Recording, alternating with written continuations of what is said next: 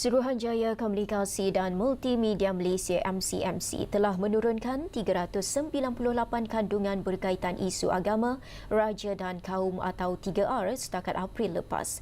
Timbalan Menteri Komunikasi Teo Nii Ching berkata, tindakan itu merupakan sebahagian maklum balas terhadap 750 aduan yang diterima bagi permohonan menurunkan kandungan sensitif pada tahun ini.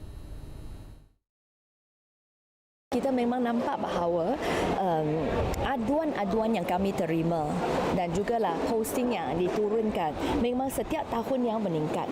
Untuk tahun 2022, kandungan 3R yang telah diturunkan adalah 175.